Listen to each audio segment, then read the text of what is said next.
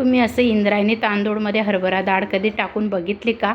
तर अशी चमचमीत मस्त इंद्रायणी तांदळाची हरभरा डाळ टाकून आपण फोडणीची खिचडी म्हणजे मसाला खिचडी बघणार आहे. नमस्कार, मी स्वाती. सोनाज रेसिपीमध्ये तुमचे खूप खूप मनापासून स्वागत करते. चला तर मग रेसिपीला सुरुवात करूया.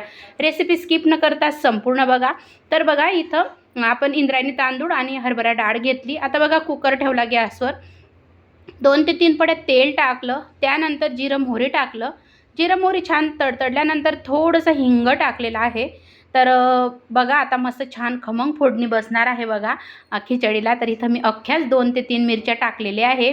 तर खूप सुंदर लागतात अशा अख्ख्या मिरच्या. आणि बघा, थोडासा 5 ते 6 लसूण पाकळ्या अशा ठेचून घेतल्या. तर लसूण पण असा ठेचलेला लसूण टाकून घेतला. त्यानंतर शेंगदाणे टाकले. शेंगदाणे टाकून घेतले म्हणजे शेंगदाणे छान तेलामध्ये मस्त छान होऊन जातात. त्यानंतर बघा, 2 मध्यम आकाराचे असे उभे कट केलेले कांदे टाकून घेतले. साहित्य मी तुम्हाला काही दाखवलं नाही, तर आता बघा आपण फोडणी देतानाच बघणार आहोत. तर एक एक आपण टाकून घेणार आहे साहित्य. तर कांदा आता टाकल्यानंतर परतून घेतलं. तर बघू शकता तुम्ही, छान असा कांदा परतून घ्यायचा. आणि खूप सुंदर लागते ही गरमागरम इंद्रायणी तांदळाची खिचडी, आणि तेही हरभरा डाळ घालून खूप सुंदर लागते. मैत्रिणींनो, नक्की बनवून बघा. आता बघा, इथं एक बटाटा साल काढून कट करून घेतला होता बघा, पाण्यात ठेवला होता, तोही टाकून घेतला. तर टाकताना व्हिडिओ थोडंसं स्किप झाला माझ्याकडून. तर बघू शकता, छान असं आता कांदा परतल्यानंतर बटाटा पण टाकून घेतला. बटाटा पण असं छान परतला. त्यानंतर आता इथं बघा, एक मोठा टोमॅटो कट करून घेतला, तोही टाकून घेतला. खूप असं बारीक कट नाही केला बघा टोमॅटो पण आणि बटाटा पण. कांदा पण असा उभाच आपण कट केलेला आहे. छान असं बघा, मी आता परतून घेत आहे. आणि या प्रकारे नक्की मसाला खिचडी बनवून बघा, खूप सुंदर लागते. आणि तुम्हाला जर अद्रक टाकायचं तर तुम्ही अद्रक लसूण एकसाथ ठेचून वापरू शकता. मी फक्त लसूण ठेचून वापरलेला आहे. तर बघा, आता इथं मिरची पावडर वापरलेली आहे. मी इथं काश्मीरी मिरची पावडर वापरलेली आहे 2 चम्मच, कारण आपण हिरवी मिरची पण वापरलेली आहे. आणि 1 चम्मच हळद पावडर वापरली.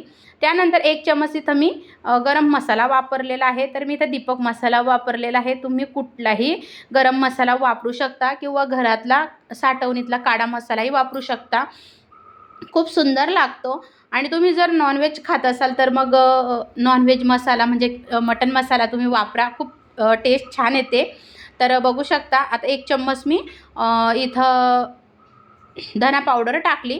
छान मसाला परतून घेतला. आणि बघा, डाळ आणि तांदूळ असे स्वच्छ धुवून घेतले 2 पाण्याने. खूप रगडून धुवायचे नाही, मग त्याचा मस्त छान जो सुवास असतो तो मग एवढा येत नाही. तर अशी गरमागरम इंद्रायणी तांदळाची खिचडी नक्की बनवून बघा. आणि मैत्रिणींना, तुम्ही अशी हरभरा डाळ टाकून कधी बनवलीत का खिचडी? मला नक्की कमेंटमध्ये सांगा. आणि एकदा नक्की बनवून बघा, खूप सुंदर लागते. तर आता गरम पाण्याचाच इथं मी वापर करणार आहे, कारण झटपट खिचडी होते मस्त. आणि संध्याकाळचा भाजीला कंटाळा आला तर मस्त छान आहे बरं का. हवेत एकदम छान चमचमीत अशी मस्त इंद्रायणी तांदळाची हरभरा डाळ घालून खिचडी. तर बघा, पाणी टाकून घेतलं.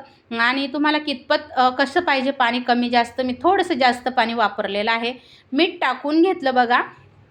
तर आता असं परतून घेतलं. तर बघू शकता तुम्ही, छान असं पूर्ण हलवून घ्यायचं. आणि आपल्याला झाकण लावून घ्यायचं आहे कुकरचं. आणि 2 ते 3 शिट्ट्या होऊ द्यायच्या. आणि मग तुम्ही बघू शकणार आहे पुढं खिचडी कशी तयार होणार आहे आपली. तर मी तुम्हाला दाखवणारच आहे. तर नक्की बनवून बघा मैत्रिणींनो. आणि रेसिपीला भरभरून प्रेम द्या, सपोर्ट करा. तुमचं प्रेम आशीर्वाद असंच राहू द्या. आणि बघा, झाकण लावून घेतलं. आणि तुम्ही बघू शकता 3 शिट्ट्यांनंतर खिचडी इंद्रायणी तांदळाची काय सुंदर तयार झालेली आहे मस्त. तर लगेच वाफ खोलून मला म्हणजे अशी खिचडी आवडते इंद्रायणी तांदळाची गरमागरम. तर या मैत्रिणींना, तुम्ही पण खायला. आणि कशी वाटली रेसिपी हरभरा डाळ घालून इंद्रायणी तांदळाची चमचमीत खिचडी? तर नक्की बनवून बघा. आणि हो, मोठ्या मनाने मोठ्या प्रेमाने लाईक मात्र करायला विसरू नका. अजून जर आपले सोनाज रेसिपी चॅनलला सबस्क्राईब केलं नसेल तर नक्की करा. आणि रेसिपी पूर्ण बघितल्याबद्दल तुमच्या मनापासून, अगदी हृदयापासून मी आभारी आहे. तर नक्की मला सांगा मैत्रिणींनो, तुम्हाला ही रेसिपी आवडली का खिचडी? आणि बनवून मला कमेंटमध्ये मात्र नक्की सांगायला विसरू नका. तर बघू शकता, काय मस्त चमचमीत खिचडी तयार झालेली आहे. छान अशी मस्त चविष्ट स्वादिष्ट खिचडी तयार झालेली आहे. तर अशी हरभरा डाळ घालून खूप सुंदर लागते. श्री स्वामी समर्थ.